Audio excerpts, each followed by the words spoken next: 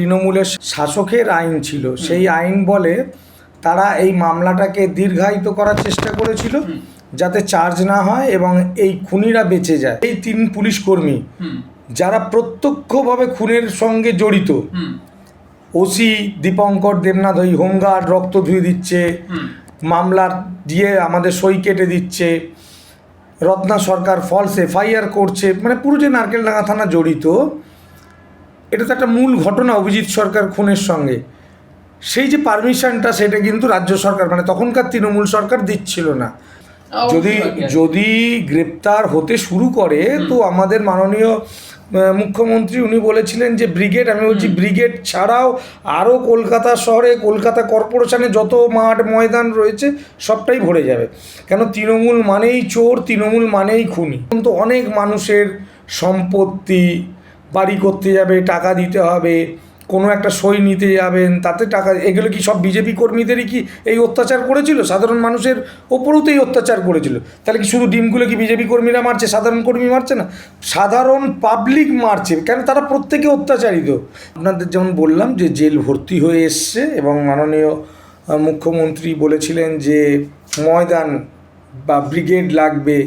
আমি তো বলছি কলকাতা কর্পোরেশনের আন্ডারে যতগুলো পার্ক ময়দান আছে সবই লাগবে, কারণ আমার কেসেই তো 38টা আসামি, এগুলো জেলে যাবে, সময়ের অপেক্ষা, কিছুদিন পরে মামলার রায় বেরিয়ে যাবে।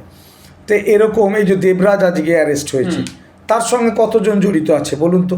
বিভিন্ন জায়গায় যে অ্যারেস্ট হচ্ছে কতগুলো করে লোক, কাউন্সিলরের সাগরেদ, এমএলএ সাগরেদ, কতজন কোথায় রাখবেন ভেবে দেখুন তো, কত বড় দুর্নীতি এখানে।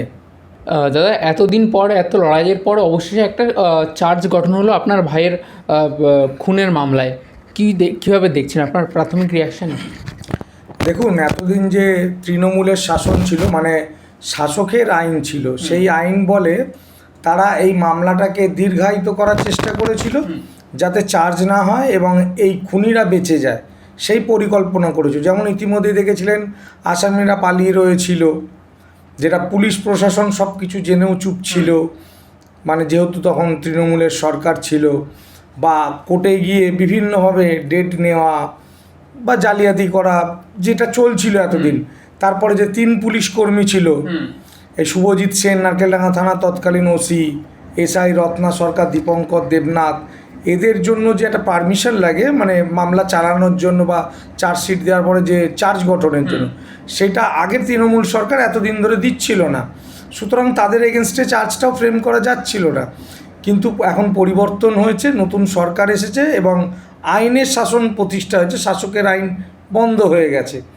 তো দেখুন, তারপরেই সরাসরি একদম পুলিশ প্রশাসন বা পুলিশ মন্ত্রীর তত্ত্বাবধানে আমাদের মুখ্যমন্ত্রী যিনি শুভেন্দু অধিকারী, এই 3 পুলিশ কর্মী যারা এই শুভজিৎ সেন, নারকেলডাঙ্গা থানার ওসি রত্না সরকার, দীপঙ্কর দেবনাথ, এদের বিরুদ্ধে যে মামলা চালানোর যে অনুমতি পুলিশ প্রশাসন থেকে বা রাজ্য সরকারের থেকে, সেটা সিবিআই পেয়ে গেছে।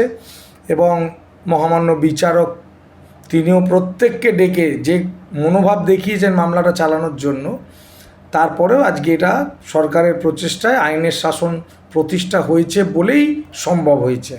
দাদা, এটা অবশ্যই একটা গুরুত্বপূর্ণ পদক্ষেপ ছিল মামলা এগিয়ে নিয়ে যাওয়ার ক্ষেত্রে। ঠিক কতটা গুরুত্বপূর্ণ এবং এর পরবর্তীতে আপনার কী কী পদক্ষেপ রয়েছে? দেখুন, এইটাই হলো মেন গুরুত্বপূর্ণ কারণ হচ্ছে যেই 3 পুলিশ কর্মী যারা প্রত্যক্ষভাবে খুনের সঙ্গে জড়িত, ওসি দীপঙ্কর দেবনাথ ওই হোমগার্ড রক্ত ধুয়ে দিচ্ছে, মামলার দিয়ে আমাদের সই কেটে দিচ্ছে, রত্না সরকার ফলস এফআইআর করছে, মানে পুরো যে নারকেলডাঙ্গা থানা জড়িত, এটা তো একটা মূল ঘটনা অভিজিৎ সরকার খুনের সঙ্গে।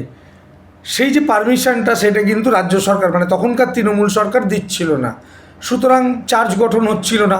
এই যে চার্জটা হয়ে গেল, হওয়ার পরে আমার মায়ের সাক্ষী 17 তারিখে, এবং মামলা কিন্তু চালু হয়ে গেল। এবার আমার মা আমি পরপর যেরকম সাক্ষীরা রয়েছে শুরু হয়ে যাবে, এবং এই যে আসামি মা অভিযুক্তরা বা খুনিরা, তারা শাস্তির দিকে আস্তে আস্তে এগিয়ে যাচ্ছে।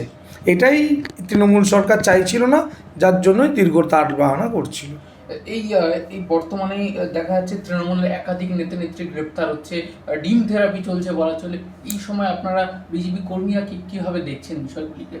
না, গ্রেপ্তার হচ্ছে, এখনো অনেক বাকি আছে, হয়নি।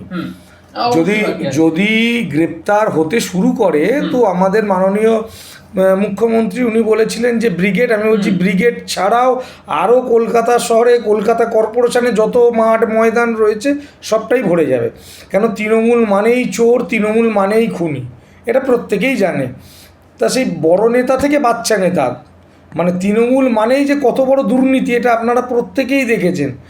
জেল, লকআপ আর কোথাও জায়গা থাকবে না। সুতরাং এটা ঠিকই রাজ্য সরকার আর কত ধরবে, জেল তো ভরে যাচ্ছে, এবার রাখারও তো একটা ব্যবস্থা করতে হবে এই আসামিদের, আর তো জায়গা নেই, আর কত ধরবে।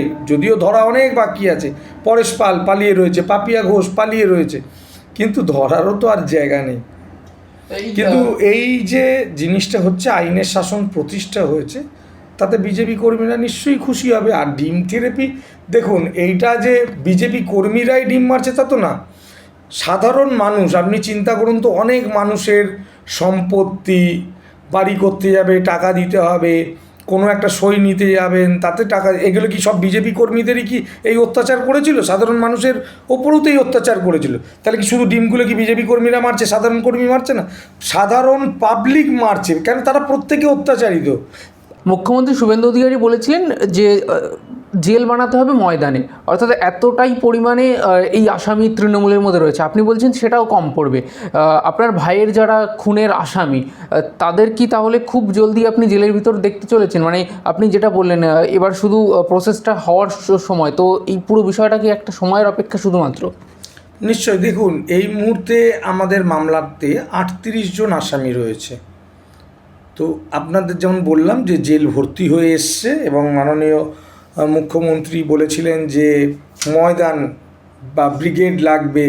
আমি তো বলছি কলকাতা কর্পোরেশনের আন্ডারে যতগুলো পার্ক, ময়দান আছে সবই লাগবে, কারণ আমার কেসেই তো 38টা আসামি, এগুলো জেলে যাবে, সময়ের অপেক্ষা, কিছুদিন পরে মামলার রায় বেরিয়ে যাবে। তো এরকম এই যে দেবরাজ আজকে অ্যারেস্ট হয়েছে, তার সঙ্গে কতজন জড়িত আছে বলুন তো? বিভিন্ন জায়গায় যে অ্যারেস্ট হচ্ছে, কতগুলো করে লোক, কাউন্সিলরের সাগরেদ, এমএলএ সাগরেদ, কতজন কোথায় রাখবেন ভেবে দেখুন তো, কত বড় দুর্নীতি এখানে। অভিষেক বন্দ্যোপাধ্যায় তিনি একটি মন্তব্য করছেন যে আমাকে টার্গেট করা হচ্ছে, শেষ রক্তবিন্দু পর্যন্ত আমি লড়ে যাব। আজকের দিনে দাঁড়িয়ে যখন তিনি এই বক্তব্য রাখছেন, আপনার ভাইয়ের রক্ত এই মাটিতে লেগে আছে, কীভাবে দেখছেন তার এই বক্তব্য? না, যদি এটা তৃণমূলের সরকার হতো না, তাহলে এই যে বক্তব্যটা দিয়েছে না, আমরা যদি বিজেপি যদি তৃণমূলের মতোই হতো, তাহলে এই মুখে বলার সময়টাও পেত না, হয়তো আমার ভাইয়ের মতো ওর রক্তটা ঝরে যেত। কিন্তু আজকে বিজেপি আছে বলেই আজকে দেখুন তো শান্তিতে প্রত্যেকটা মানুষ, এবং উনিও এই বড় বড় কথাটা বলতে পারছে। আচ্ছা, আপনি তো আমার বাড়ির সামনে এলেন, আসামের বাড়িগুলো তো আপনার বাড়ির সামনে, আমার বাড়ির সামনে। কোনো বাড়ি কি ভাঙচুর হয়েছে? কোনো বাড়িতে কি লুটপাট হয়েছে? কোনো আমার আসামিগুলোকে কি মারা হয়েছে? একটাও হয়নি। এই যে অভিষেক ব্যানার্জি বড় বড় কথাটা বলছে, কারণ রাজ্যে আইনের শাসন আছে, শাসকের আইন নেই। বিজেপির শাসক বিজেপির যে আমাদের মুখ্যমন্ত্রী যিনি শুভেন্দু অধিকারী, উনি তো এখন সাধারণের মুখ্যমন্ত্রী, শুধু তো পার্টির মুখ্যমন্ত্রী নয়। তো তিনি আইনের শাসন প্রতিষ্ঠা করেছেন বলেই এই বড় বড় কথাটা বলতে পারছে, না হলে ওর রক্তটা আমার ভাইয়ের মতো মাটিতে মিশে যেত এতদিনে। দাদা, এই একটা শেষ প্রশ্ন করবো। এই বর্তমানে চার্জ গঠন হলো, অবশ্যই খুব দ্রুত, আপনি বলছেন যে এই শুধু সময়ের অপেক্ষা, এই সময় দাঁড়িয়ে কাকে কাকে ধন্যবাদ দিচ্ছেন?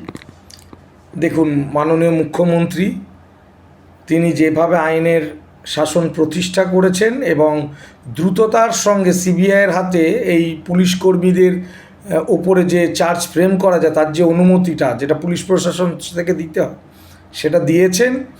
এবং এর আগে উনি মুখ্যমন্ত্রী হওয়ার আগে, যখন আমাদের দাদা ছিলেন একজন বিরোধী দলনেতা, এবং শুভেন্দু অধিকারী বিজেপির বিরোধী দলনেতা বা বিজেপি পার্টির তরফ থেকে, আপনারা বারবার দেখেছেন উনি আমাদের এই আমার ভাইয়ের দুর্গাপুজো উদ্বোধনে এসেছেন, বিভিন্ন মামলাতে উনি আমাদের সঙ্গ দিয়েছেন, উৎসাহিত করেছেন। এর জন্য মাননীয় মুখ্যমন্ত্রীকে ধন্যবাদ। তাছাড়াও পুরো বিজেপি পরিবার, আমাদের অগ্নিমিত্রা পল থেকে আরম্ভ করে খেয়াদি, তারপরে আমাদের বিভিন্ন যারা রয়েছে, সর্বরিদি, প্রত্যেকে সায়ন্তন দা, শঙ্কুদা, প্রত্যেকে যত নাম বলবো মানে এই মুহূর্তে তো মানে ভরে যাবে নাম বলতে বলতে। প্রত্যেকটা বিজেপি পরিবার, মানে বিজেপি পরিবারের ছোট থেকে বড়, নেতা থেকে কর্মী, প্রত্যেকেই অভিজিৎ সরকারের দুঃখে দুঃখী এবং প্রত্যেকেই আমাদের পরিবারের পাশে এসে দাঁড়িয়েছে। এই জন্য বিজেপি পরিবারকে আমি ধন্যবাদ।